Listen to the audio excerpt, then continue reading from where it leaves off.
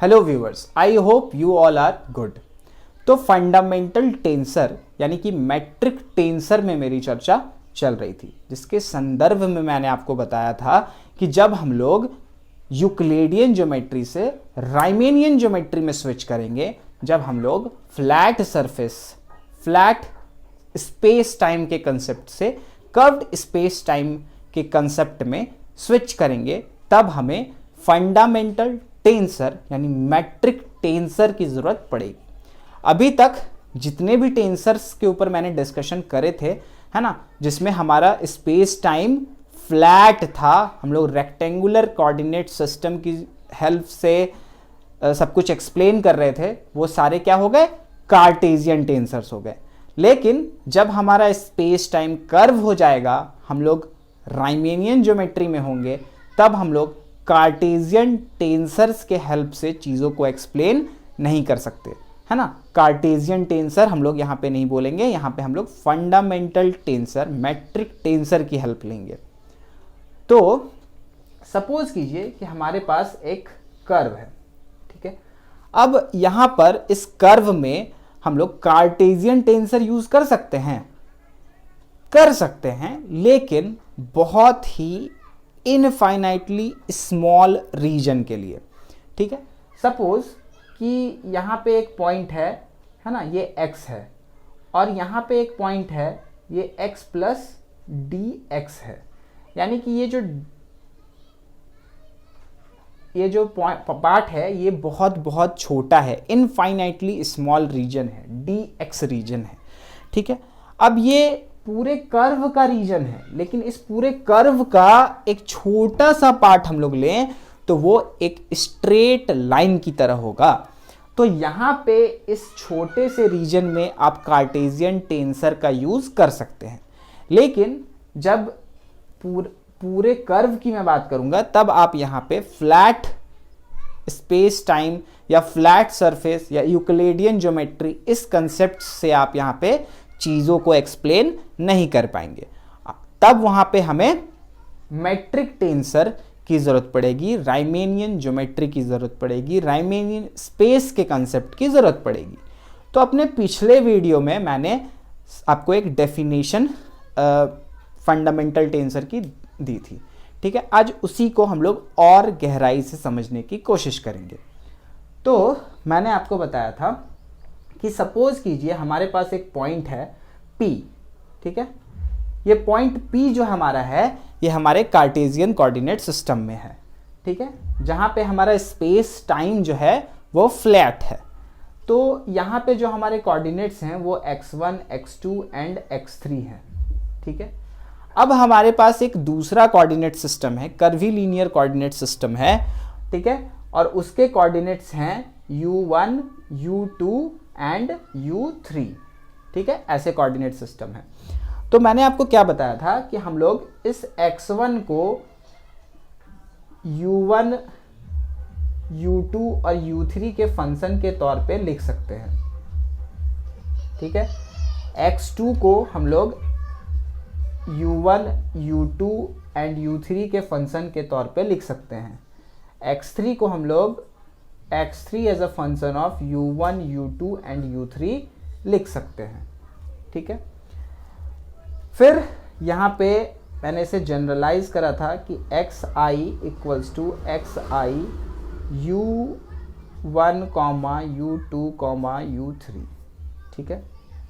ठीक इसी तरीके से हम लोग u1, u2 और u3 को भी x1, x2, x3 के साथ रिलेट कर सकते हैं। कैसे? u1 equals to u1 as a function of x1, x2, x3, u2 as a function of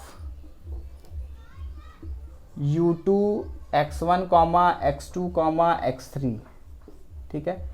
u3 equals to u3, x1, x2, x3, ऐसा हम लोग लिख सकते हैं।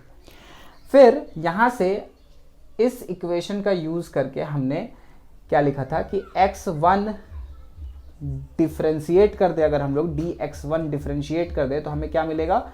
डो x1 अपॉन डो u1 du1 प्लस डो x1 अपॉन डो u2 du2 plus डो x1 अपॉन डो u3 du3, ऐसा हम लोग लिख सकते हैं। ठीक है, ठीक इसी तरीके से dx2, ठीक इसी तरीके से dx3। तो यहाँ पे हम लोग इसे dxi इक्वल्स टू डो xi अपॉन डो u म्यू du म्यू ऐसा लिख सकते हैं।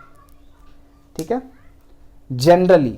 अब ये हम लोग कैसे लिख दिए, तो देखिए जब यहाँ पे x1 था तो यहाँ पे भी x1 था, यहाँ पे भी x1 था और यहाँ पे भी x1 था, इसीलिए x के साथ i, x के साथ i। ठीक है, क्योंकि i की वैल्यू साथ साथ में चेंज हो रही है। अब देखिए यहाँ पे u1 था, यहाँ पे u1 था, यहाँ पे u2 था, यहाँ पे u2 था, यहाँ u3 था, यहाँ पे u3 था, यानी ये जो म्यू है और ये जो म्यू है ये साथ साथ चेंज हो रहा है, तो दोनों को हम लोग एक ही वेरिएबल म्यू से डिनोट कर दिए।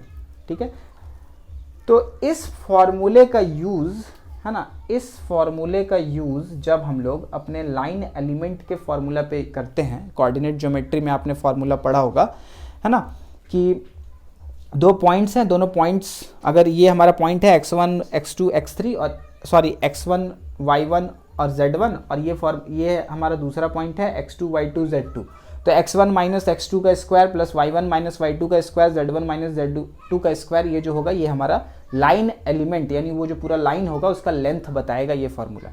तो उसी फार्मूले से अगर हम लोग एक छोटा सा लाइन एलिमेंट लें ds स्क्वायर, तो ये क्या मिलेगा हमें, dx square plus dy square plus dz square, ऐसा मिलेगा। ठीक है, अब क्योंकि हम लोग टेंसर्स में हैं और हमने अपने कोऑर्डिनेट्स को x1 x2 और x3 एज्यूम करा है, तो ये y1 x1 और z1 यहाँ पे हम लोग x1 का स्क्वायर, ये x2 का स्क्वायर और ये x3 का स्क्वायर, तो इसे हम लोग शॉर्ट फॉर्म में क्या लिख सकते हैं, dxi का स्क्वायर। ये समेशन कन्वेंशन में लिखा हुआ है, यहाँ पे समेशन है कि i इक्वल्स टू 1 से लेकर के 3 तक, और ये समेशन में हटा दिए हम लोग, तो ये किस में हो गया, समेशन कन्वेंशन में हो गया, dxi का होल स्क्वायर। अब इस फॉर्मूला को अगर हम लोग यहाँ पे बिठा दें, है ना, इसको हम लोग ऐसा लिख दें कि dxi का स्क्वायर मतलब कि dxi और dxi, एक dxi में हम लोग लिखे डो xi अपॉन डो u म्यू du म्यू, और इस दूसरे dxi में भी हम लोग यही फार्मूला लिखें, सिर्फ ये जो इंडिसेस है म्यू, इसे म्यू से चेंज करके न्यू कर दें, यानी डो xi अपॉन डो u न्यू और du न्यू। ठीक है, तो हमें फाइनली फार्मूला मिलेगा ds square is equals to डो xi अपॉन डो u म्यू, डो xi अपॉन डो u न्यू और ये du म्यू और ये du न्यू। यहाँ पे ये जो डो xi अपॉन डो u म्यू और डो xi अपॉन डो u न्यू है, ये हमारा g म्यू न्यू हो जाएगा, du म्यू du न्यू।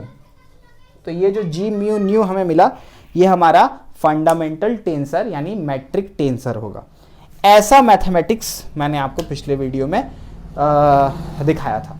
ठीक है, कुछ समझ में तो आया नहीं होगा, मुझे पता है ना। तो अब इसे हम लोग थोड़ा अच्छे तरीके से समझने की कोशिश करेंगे। यह पूरा प्रोसेस मैं उम्मीद करूंगा कि आपने नोट कर रखा होगा, क्योंकि अगर आप नोट नहीं कर अगर आपने नोट नहीं करा है तो आप कर ले, क्योंकि जो एग्जाम्पल्स मैं बताऊंगा तो इन चीज़ों को रिलेट करने में आपको हेल्प मिलेगी, है ना। तो चीज़ों को रिलेट कैसे कर रहे हैं, यानी कि ये जो जनरल मैथमेटिक्स मैंने सॉल्व करा है ना। अब जनरल मैथमेटिक्स से मैं स्पेशल एक केस पे जाऊंगा, तो ये इस मैथमेटिक्स का और वो जो मैथमेटिक्स मैं अभी करने वाला हूँ उसका रिलेशन क्या है, इसके लिए आपको ये नोट कर लेना चाहिए। ठीक है, तो मैंने वहाँ पे ये बताया था कि ये जो इक्वेशन आया ds स्क्वायर, है ना, यहाँ पे लिख देता हूँ कि ds square is equals to g mu nu, ये du म्यू और ये du न्यू। ये जो इक्वेशन है ये हमारा रायमेनियन स्पेस को बताता है, और ये g म्यू न्यू जो है ये हमारा फंडामेंटल टेंसर है जो कि सिमेट्रिक है और रैंक 2 का है। ठीक है, इतना मैंने आपको पिछले वीडियो में बताया था। अब उसके आगे की कार्यवाही आज होगी। ठीक है, तो आगे की कार्यवाही अब हम लोग करते हैं। ठीक है, तो अभी तक मैंने जनरल फॉर्म में इन इक्वेशंस को मैं सॉल्व कर रहा था। अब हम लोग एक स्पेशल केस लेते हैं। u1 u2 u3 जो है उसको हम लोग रो, फाई एंड z एज्यूम करते हैं। ठीक है, यानी कि जो हमारे सिलिंड्रिकल पोलर कोऑर्डिनेट्स हैं। ठीक है, अब u1 u2 u3 हो गए और हमारे जो कार्टेशियन कोऑर्डिनेट्स हैं वो अभी भी x1 x2 और x3 हैं, और जो हमने u1 u2 और u3 एज्यूम करा था वो हमारा रो, फाई एंड z है। ठीक है, ये हमारे सिलिंड्रिकल पोलर कोऑर्डिनेट्स हो गए। अब देखिए, मैंने आपको क्या बोला था कि x1 x2 और x3 को हम लोग u1 u2 u3 u1 u2 u3 u1 u2 u3 ऐसा एक इक्वेशन मैंने अभी लिखा था कि x1 equals to x1 u1 u2 u3 ऐसा इक्वेशन, फिर x2 equals to x2 u1 u2 u3 है ना, यानी कि x1 को हम लोग u1 u2 u3 के फंक्शन के तौर पे लिख सकते हैं, x2 को हम लोग u1 u2 u3 के फंक्शन पे लिख सकते हैं, यानी कि अपने कार्टेशियन कोऑर्डिनेट्स को और अपने पोलर कोऑर्डिनेट्स को हम लोग रिलेट कर सकते हैं। ठीक है, तो ये वो रिलेटेबल इक्वेशंस हो गए। ठीक है, उसके बाद यहां से मैंने क्या करा था, यहां से मैंने dx1 की वैल्यू निकाली थी। ठीक है, dx1 की वैल्यू मैंने क्या निकाली थी कि डो x1 अपॉन डो u1, और यहाँ पे du1 प्लस डो x1 अपॉन डो u2 du2 प्लस डो x1 अपॉन डो u3 अपॉन du3। ठीक है, ऐसे मैंने dx1 dx2 और dx3 की वैल्यू निकाली। उसके बाद मैंने आपको क्या बताया कि ds का जो होल स्क्वायर है वो dxi का होल स्क्वायर होगा समेशन कन्वेंशन में, तो इसे मैंने dxi अपॉन फिर dxi लिखा और यहाँ पे मैंने इसको जनरल फॉर्म में कन्वर्ट करके यहाँ पे मैंने पुट किया। ठीक है, यानी कि मैंने क्या किया, इस इक्वेशन से dx1 dx2 और dx3 फाइंड करा, और ds स्क्वायर वाले इक्वेशन में यानी कि ds square equals to dx square plus dx2 का स्क्वायर प्लस dx3 का स्क्वायर, इस इक्वेशन में पुट, है ना, पटक देना है ले जाके। तो अब हम लोग वही सेम जो मैंने अभी जनरल फॉर्म में सॉल्व करा उसी को अभी हम लोग इस स्पेशल केस के लिए हम लोग सॉल्व करेंगे। ठीक है,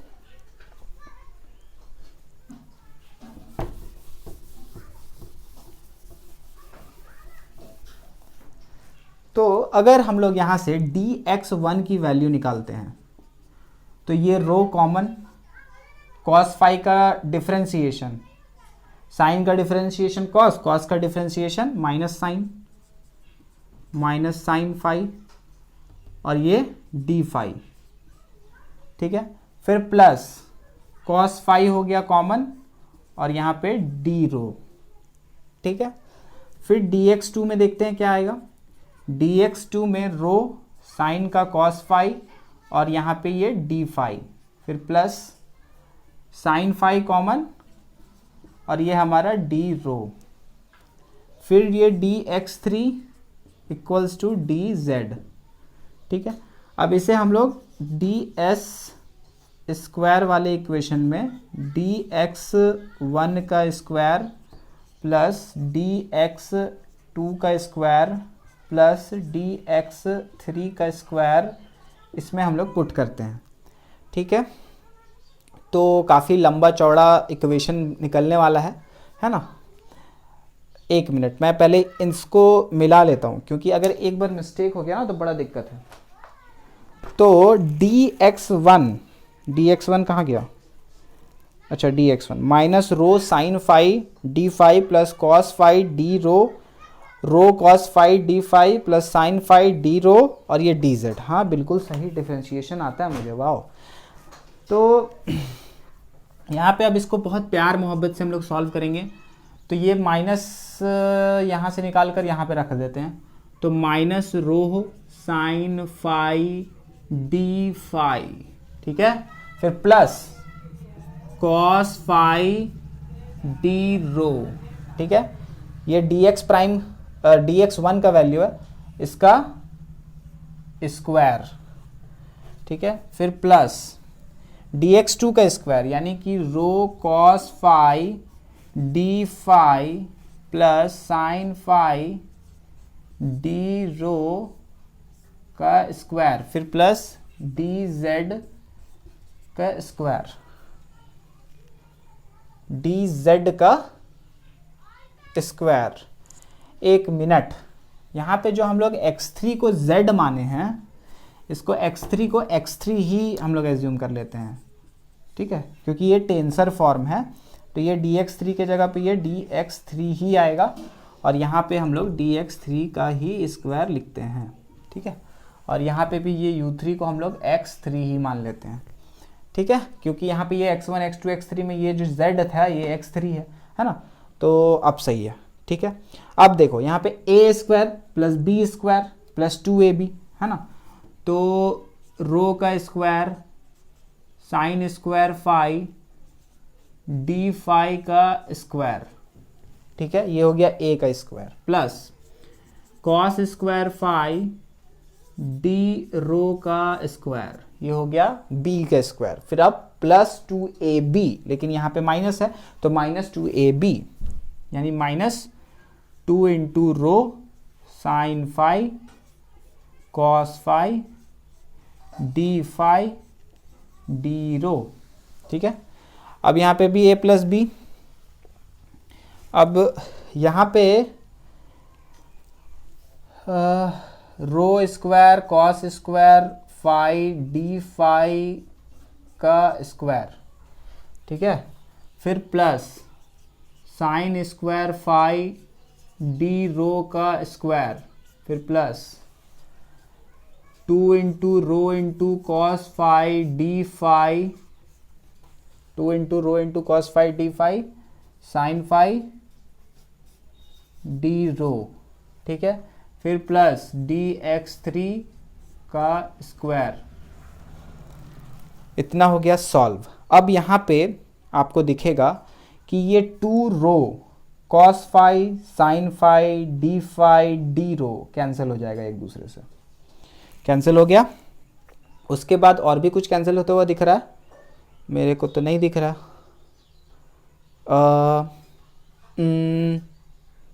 नहीं अभी भी नज़र नहीं आ रहा, चलो सही है। तो ये जो रो स्क्वायर था, ये रो स्क्वायर जो था वो इस रो स्क्वायर के साथ लग रहा है कुछ करना चाहता है ना। तो देखो यहाँ पे रो स्क्वायर है, यहाँ पे भी रो स्क्वायर है, यहाँ sine square phi d phi का स्क्वायर है, यहाँ डी फाई स्क्वायर है, यानी कि रो स्क्वायर और डी फाई स्क्वायर को अगर हम लोग कॉमन निकाल लें तो sine square phi plus cos square phi हो जाएगा, है ना।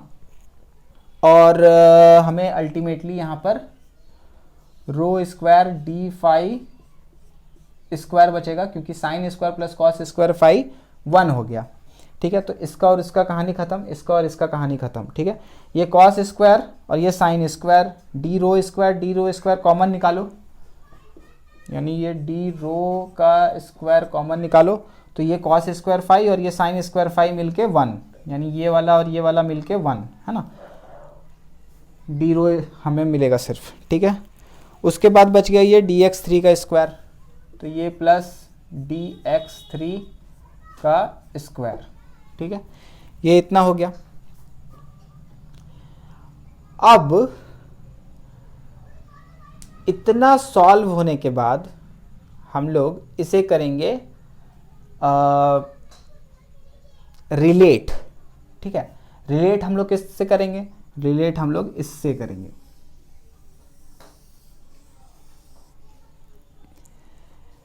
ठीक है। अभी हमारे पास फॉर्मूला आया था ds square is equals to g mu nu d u mu और डी यू न्यू, है ना। ये फॉर्मूला आया था जनरल फॉर्मूला। इसे हम लोग जब जनरली सॉल्व कर रहे थे तो हमें ये फॉर्मूला आया था, यही फॉर्मूला आया था ना, एक मिनट रुकना, G mu d u new, हाँ ऐसा ही कुछ फॉर्मूला आया था। तो यहाँ पे ये जो था और ये जो था, है ना, ये हमारे कर्वीलिनियर कोऑर्डिनेट्स का कोऑर्डिनेट था, और ये भी यहाँ पे सिर्फ इंडिसेस अलग अलग हैं, है ना। इंडिसेस अगर सेम हो जाएं तो ये क्या हो जाएगा, du² हो जाएगा। यहाँ पे भी देखिए ये इंडिसेस का स्क्वायर हमारे कर्वीलिनियर कोऑर्डिनेट का स्क्वायर है, यहाँ भी हमारे कर्वीलिनियर कोऑर्डिनेट का स्क्वायर है, और यहाँ भी हमारे कर्वीलिनियर कोऑर्डिनेट्स का स्क्वायर है, ठीक है। तो बात कहने की ये है कि अगर म्यू इक्वल्स टू न्यू हो जाए तो आप क्या लिखोगे, du का स्क्वायर, है ना, यानी कर्वीलिनियर कोऑर्डिनेट्स का स्क्वायर।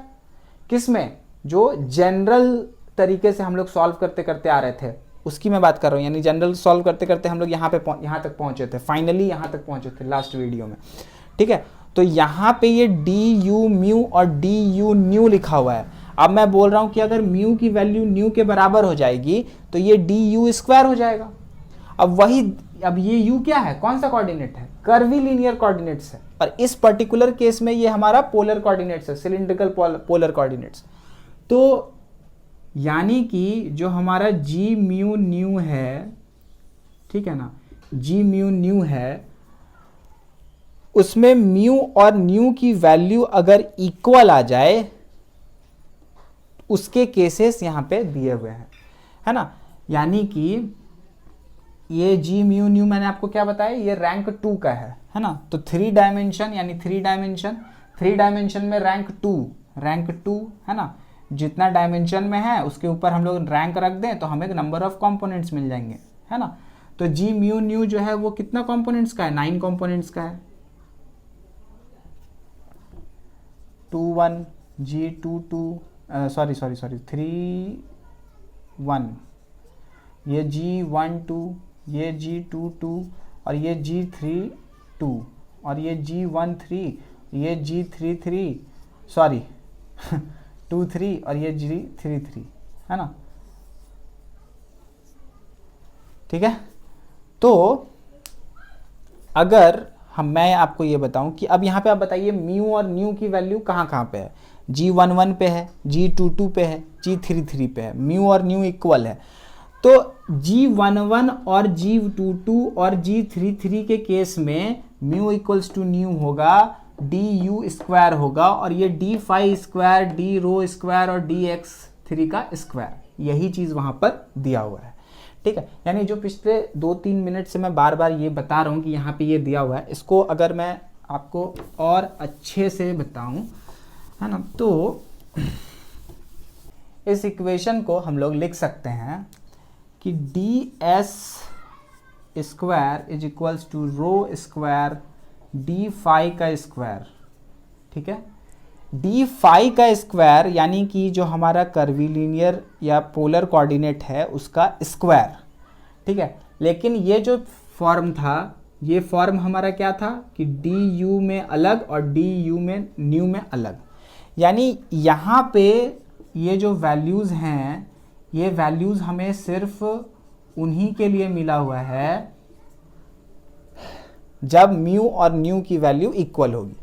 यानी कि ऐसे मैं यहाँ पे लिख सकता हूँ कि जी म्यू न्यू जो है वो क्या होगा, G11, तो U1 हमारा क्या था, रो था, है ना, d⁴ का स्क्वायर, इसका कोफिशिएंट कितना है, 1 है।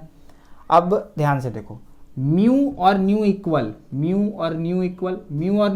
तो ये इसको हम लोग du² लिख सकते हैं, ये du² हो गया। du² में u हमारा क्या है, u हमारा कर्वीलिनियर कोऑर्डिनेट था, इस पर्टिकुलर केस में पोलर कोऑर्डिनेट्स था। तो ये du को अगर हम लोग इससे मतलब कंपेयर करें, तो इससे रिलेट करें, तो इसका जो कोफिशिएंट है वही वैल्यू जी म्यू न्यू का वैल्यू होगा, है ना। यानी कि यहाँ पे इसका जो कोफिशिएंट है वो G11 का वैल्यू होगा, क्योंकि U1 रो है ना, और ये U3 है, तो यहाँ पे जो होगा वो G3, इसका जो कोफिशिएंट है वो G33 का वैल्यू है, इसका जो कोफिशिएंट है वो G22 का वैल्यू है। यानी यहाँ पे 1 है, यहाँ पे 0, यहाँ पे 0, यहाँ पे 0, ये डी फाई का स्क्वायर u2 है, तो ये रो स्क्वायर, ये 0, ये 0, ये 0 और यहाँ पे 1 है। तो हमारा g म्यू न्यू का वैल्यू सिलिंड्रिकल पोलर कोऑर्डिनेट्स में क्या आएगा, ये आएगा। अब ऐसा क्यों आएगा, तो इससे हम लोग जनरल इक्वेशन जो हमारा आया था उससे हम लोग कंपेयर कर रहे हैं। जनरल इक्वेशन में हमारे पास म्यू और न्यू दो डिफरेंट इंडिसेस थे, है ना। जब ये दोनों इंडिसेस की वैल्यू इक्वल, तो ये डी यू स्क्वायर, यू यहाँ पे क्या है, हमारा पोलर कर्वीलिनियर कोऑर्डिनेट है जनरली में, लेकिन इस पर्टिकुलर केस में हम लोग पोलर कोऑर्डिनेट्स पढ़ रहे हैं।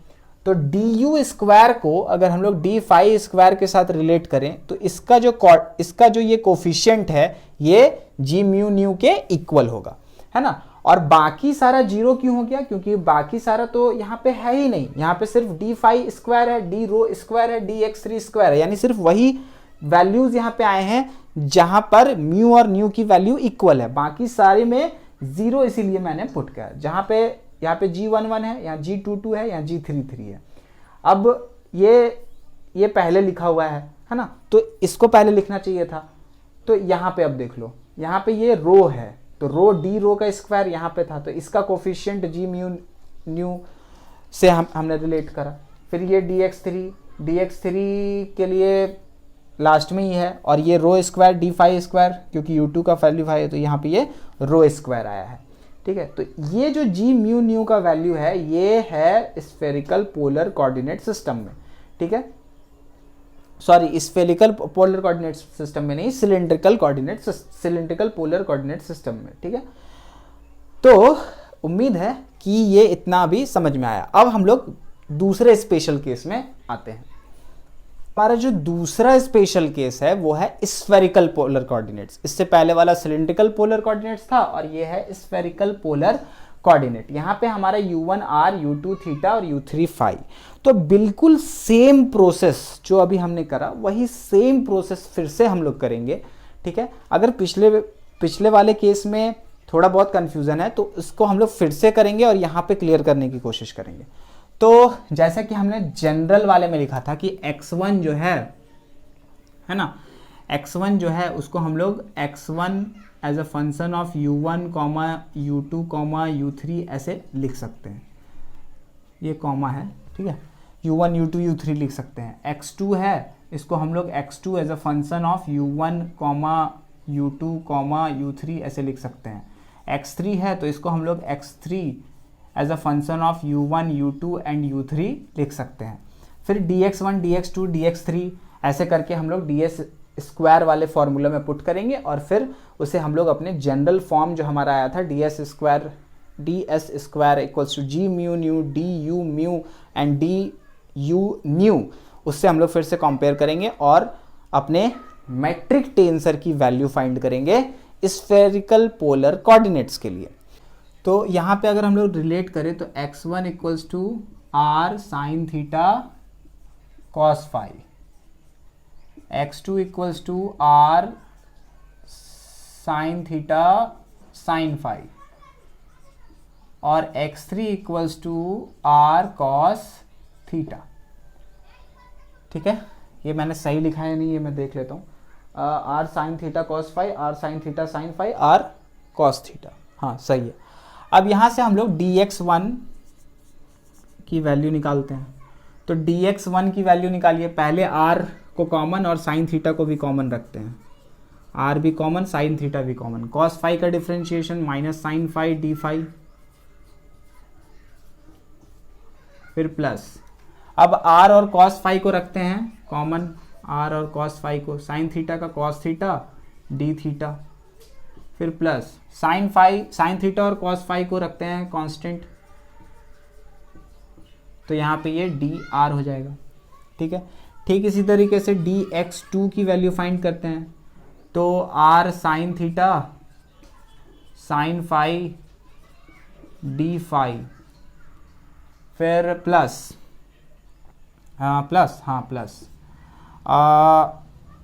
r साइन फाई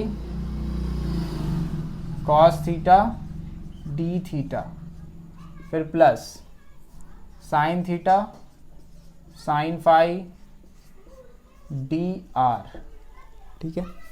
फिर dx3, यहाँ पे r को कॉमन रखते हैं, minus sine theta d theta, फिर प्लस कॉस थीटा को कॉमन रखते हैं डी आर, ठीक है।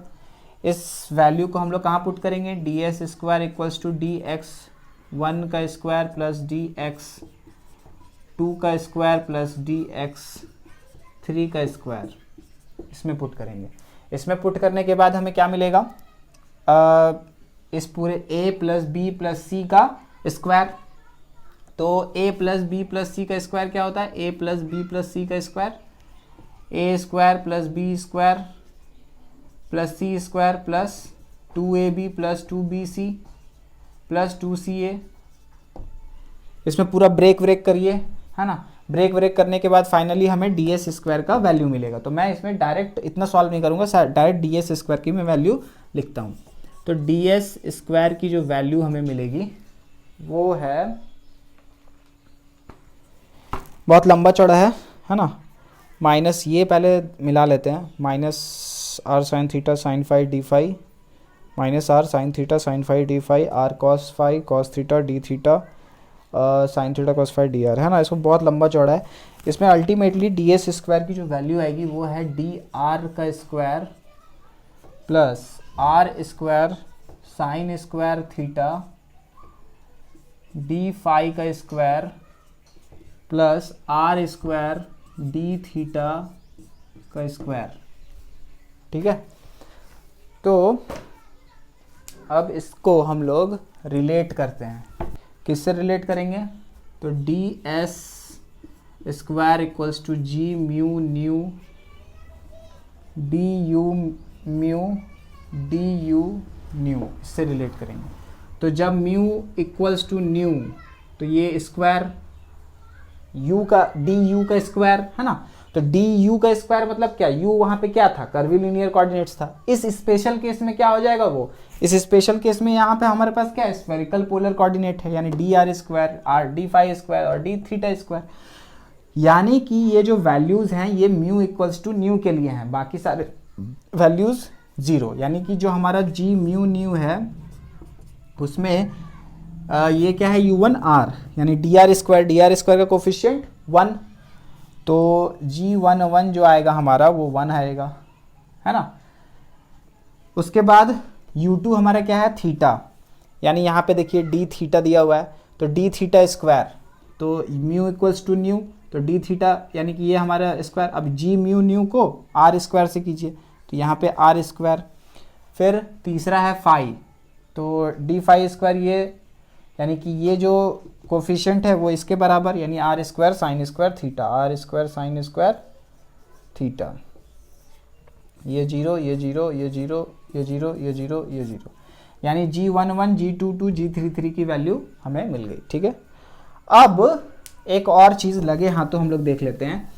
ये जो जी म्यू न्यू की वैल्यू है ये किस में है, स्फेरिकल पोलर कोऑर्डिनेट्स। इससे पहले जो हमने जी म्यू न्यू की वैल्यू निकाली थी वो हमने किस में निकाला, वो हमने सिलिंड्रिकल पोलर कोऑर्डिनेट्स, ठीक है। अब अगर हम लोग ऐसा देखें कि कार्टेशियन वाले में ही क्या वैल्यू है, तो d s square equals to d x 1 square plus d x 2 का स्क्वायर प्लस डी एक्स 3 का स्क्वायर, ठीक है। तो यहाँ पे देखिए ये डी एक्स 1 का ही स्क्वायर है ना, यानी डी यहाँ पे भी म्यू और न्यू की वैल्यू अगर 1 होगी तभी ये डी यू स्क्वायर होगा। उसके बाद डी यू स्क्वायर हो गया तो इसको इससे रिलेट कीजिए, तो इसका कोफिशिएंट 1, तो g mu nu for 1 1 G11 equals to 1, G22 equals to 1 और G33 भी इक्वल्स टू 1, क्योंकि यहाँ पे भी 1 है यहाँ पे भी 1 है, इससे रिलेट करती है। ये कार्टेशियन कोऑर्डिनेट सिस्टम में बता रहा हूँ। तो जी म्यू न्यू की वैल्यू क्या हो जाएगी कार्टेशियन के लिए, 1 1 1 0 0 0 0 0 0।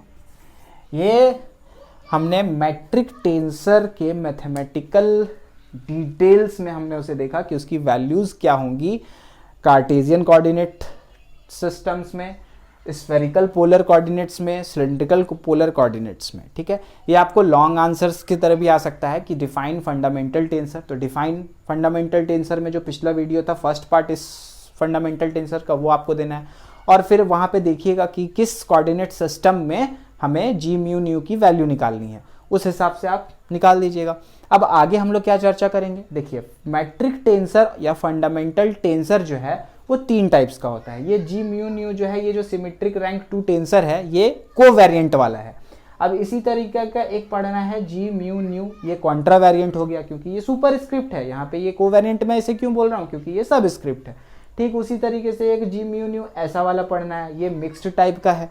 ठीक है, तो इन 3 टाइप्स के मैट्रिक टेंसर्स को हमें पढ़ना है। तो अब हम लोग आगे के लेक्चर्स में मैं ये बताऊंगा कि इन दोनों को मैं डिफाइन करूंगा, ठीक है। उसके बाद फिर बताऊंगा कि ये सिमेट्रिक कैसे है और रैंक 2 कैसे है, ठीक है। इसके ऊपर अभी मैंने चर्चा नहीं की है कि रैंक 2 क्यों है और सिमेट्रिक कैसे है। सिमेट्रिक भी शो करूंगा और रैंक 2 भी शो करूंगा, और इन दोनों को डिफाइन भी करूंगा। अभी ये 2 लेक्चर्स तो एटलीस्ट मुझे लगेंगे फंडामेंटल टेंसर्स एंड करने में। तो उम्मीद है कि आपको ये समझ में आया होगा मैथमेटिकल डिस्क्रिप्शन, है ना। वो जो जनरल फॉर्म का मैथमेटिक्स था जिसकी हेल्प से मैंने फंडामेंटल टेंसर्स को डिफाइन करा था, उसे रिलेटेबल बनाने के लिए ये वीडियो में मैंने इतना कुछ किया। उम्मीद है कि ये आपके लिए बेनिफिशियल होगा। So at last, with the message of universal brotherhood, love and peace, thanks for watching this video.